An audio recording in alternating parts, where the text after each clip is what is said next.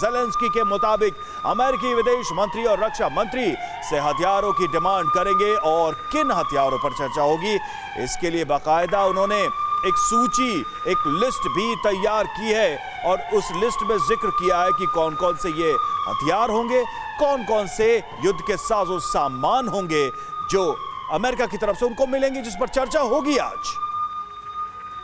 बेसब्री से यूक्रेन के राष्ट्रपति ज़ेलेंस्की अमेरिकी विदेश मंत्री और अमेरिकी रक्षा मंत्री का इंतजार कर रहे हैं और लगातार क्योंकि अमेरिका की ओर से मदद मिलती रही है तो ज़ेलेंस्की अमेरिका का शुक्रिया अदा भी कर रहे हैं। और शुक्रिया अदा इसलिए कर रहे हैं क्योंकि अमेरिका और यूरोपीय देशों से मिले हथियारों के दम पर ही यूक्रेन की छोटी सी सेना 2 महीने से रूस की ताकतवर फौज से लोहा लेने में सक्षम रही है, कामयाब रही है। और सबसे ज्यादा सैन्य मदद अब तक अगर किसी ने की है यूक्रेन की तो अमेरिका से ही मिली है। आइए एक नजर डाल लेते हैं कि आखिर अमेरिका से यूक्रेन को युद्ध में क्या कुछ मिला है। युद्ध की शुरुआत से आपको बता दें कि अब तक 3.4 अरब डॉलर की अमेरिका ने यूक्रेन को मदद की है, जिसमें 2.6 अरब डॉलर का सिर्फ और सिर्फ सैन्य मदद के लिए ही दिए गए हैं। इसके तहत 1400 से ज्यादा स्टिंगर मिसाइलें दी गई हैं और करीब 5000 जैवलिन मिसाइलें भी दी गई। इसके अलावा 7000 से ज्यादा एंटी आर्मर सिस्टम और 5 करोड़ से ज्यादा गोलियां भी सप्लाई की गई हैं, जिससे मजबूती के साथ लड़ सके रशिया से यूक्रेन।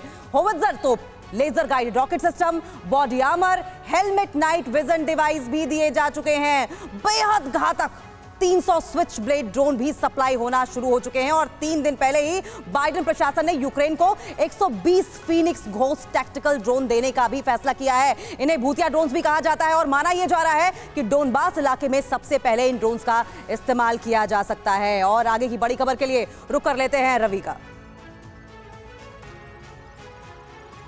तो इस दौरे पर पूरी दुनिया की निगाहें टिकी हुई हैं। मनीष झा हमारे सहयोगी इस वक्त हमारे साथ जुड़ चुके हैं, सीधे चलेंगे उनसे बात करेंगे। मनीष, 2 पहलू हैं इस यात्रा की। एक तरफ अमेरिकन यूक्रेनियन पर्सपेक्टिव है और ये दिखाने की कोशिश, जताने की कोशिश के अमेरिका यूक्रेन के साथ पूरी तरह से खड़ा है। वहीं दूसरी तरफ रूस इसे भड़कावे के तौर पर देखेगा। वाकई में क्या अभी भी अमेरिका के इस सहयोग का ज़ेलेंस्की को बहुत बड़ा फायदा होने वाला है? क्या रूस की हार में इस तरह के विजिट्स का कोई योगदान रह जाएगा?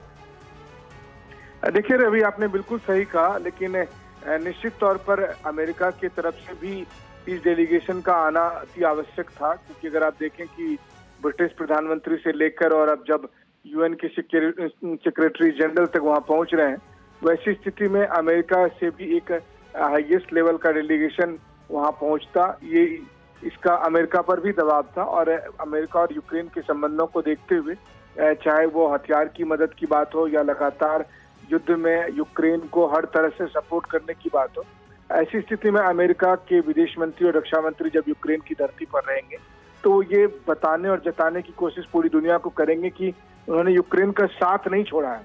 हाँ, ये बात जरूर है कि एक जो अच्छा डेवलपमेंट हमें देखने को मिल रहा था कि यूएन के सेक्रेटरी जनरल दोनों रूस और यूक्रेन दोनों का दौरा करते, शायद शांति की बात कहीं से दिखने को मिलती, उसकी जगह पर इस तरह की यात्रा निश्चित तौर पर भड़काने वाली कार्रवाई रूस को लग ही सकती है और तब शायद शांति की बातचीत जो है वो पटरी पर तुरंत आते हुए मुझे नहीं दिख रही। बिल्कुल मनीष, लेकिन लगातार सवाल ये भी उठ रहे हैं कि लगातार तमाम देशों के प्रेसिडेंट और प्राइम मिनिस्टर यूक्रेन की धरती पर पहुंचे और पीएम बोरिस जॉनसन भी वहां पर पहुंचे।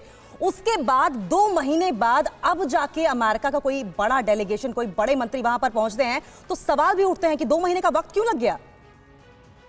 जी हाँ, बिल्कुल सही कहा आपने और इसलिए मैंने आपको कहा कि अमेरिका पर यह दबाव था, क्योंकि बात यहाँ तक आ रही थी कि क्या अमेरिकी राष्ट्रपति को यूक्रेन जाना चाहिए, जिस तरह से दूसरे राष्ट्राध्यक्ष वहां पहुंच रहे हैं। लेकिन शायद उन लोगों ने फैसला किया कि इससे पहले अमेरिका के विदेश मंत्री और अमेरिका के रक्षा मंत्री यूक्रेन की धरती पर जाएं। तो ये एक तरह के मैसेजिंग है जो न सिर्फ रूस को देने की कोशिश है बल्कि दुनिया भर को जताने की कोशिश है कि अमेरिका अब यूक्रेन के साथ पूरी तरह से खड़ा है। बिल्कुल, ये बड़ा मैसेज देने की कोशिश है। बहुत बहुत शुक्रिया मनीष आपका। परवाह देश की, सोमवार से शुक्रवार रात 10 बजे TV9 भारतवर्ष पर।